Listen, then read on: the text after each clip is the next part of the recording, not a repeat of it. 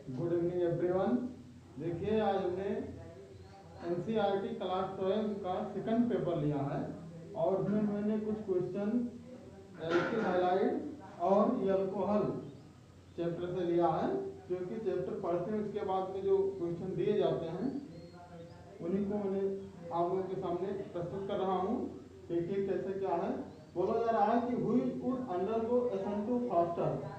दो कंपाउंड हैं, दोनों में पूछा जा रहा है SN2 फास्टर कौन देगा। तो हम जानते हैं कि जो प्राइमरी एल्किल हैलाइड होता है वो SN2 फास्टर देता है। SN2 है क्या, nucleophilic substitution reaction second order kinetics है ना।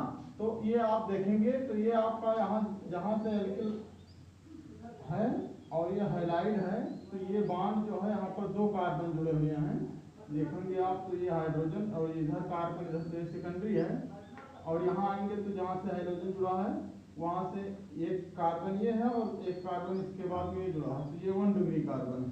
तो ये फास्टर रिएक्शन देगा।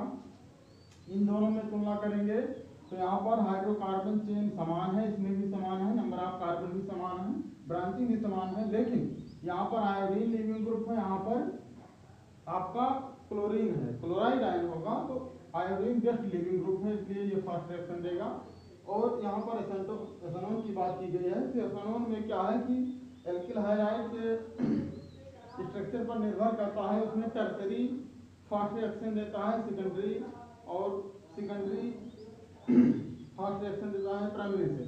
तो ये आपका टर्सरी है क्योंकि यहाँ जिस कार्बन से जुड़ा है उससे 3 कार्बन और जुड़े हैं, यहाँ जिस कार्बन से हाइड्रोजन है उससे डबल है, तो ये फास्ट रिएक्शन देगा एथेनॉल में।